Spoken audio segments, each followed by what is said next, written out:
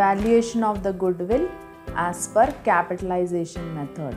Now, capitalization method, as the name itself suggests, capitalization method is we will capitalize the value. Now, capitalize the value of what? Capitalize the value of the profit that is earned by the industry. Then what we do, once we capitalize the value of the profit, capitalize the value of the profit means using the normal rate of return, we need to capitalize this value of the profit. Say, let us take one example. Say there are different industries, soap industry. Now, the average profit earned is 15% on the capital employed. Now, let us say the investment is 1 lakh, then the profit that will be earned by the industry, average profit that will be earned by the industry is 15,000. Now, let us say there is one other industry that is XYZ. Now, it is earning a profit of 18,000. Now, what we need to do is we need to find out at the rate of 15%, what should be the amount of the capital that is required to be invested to earn a profit of 18,000. So, 18,000 is 15%. So, how much is 100%? So, what we do? 18,000 divided by 15 into 100. So, that comes to 1,20,000. Now, we need to invest the capital of 1,20,000 to earn amount of 18,000 at the rate of 15%. Now, we see the capital employed of this XYZ. The capital employed of this XYZ is 80,000.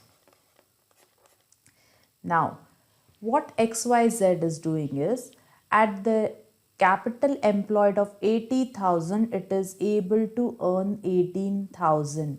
Whereas, as per industry standard, at the rate of 15%, to earn a profit of 18,000, we need a capital of 1,20,000. That means XYZ is efficiently able to use its capital, that is by employing a less amount, that is by investing an 80,000, it is earning a profit of 18,000. So, there is a saving in the capital employed which is done by XYZ. So, this saving is a goodwill, that is 1,20,000 should have been a normal capital employed as per industry standard, but XYZ is managing it by investing 80,000. So, this extra 40,000 is the savings in the capital employed that is done by XYZ. That is, less amount is invested and more profit is generated. So, this is the efficiency of XYZ. So, this is known as this extra 40,000, that is a difference in the actual capital that should have been employed minus whatever is the capital that is employed by a particular firm. So, that difference is a goodwill. Now, this XYZ is able to manage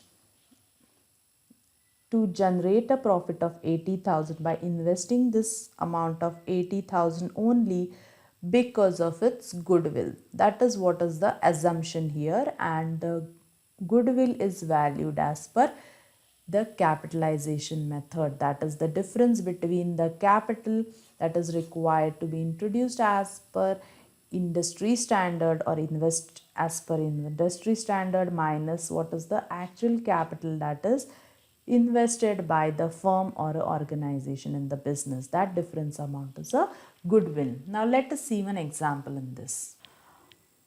A firm has a capital employed worth rupees 5 lakh. Normal rate of return is 15%. Average profit is 1 lakh 26,000. Calculate goodwill by capitalization method. Now, capital employed in the business is 5 lakhs. Average profit is 1 lakh 20,000 and normal rate of return is 15%.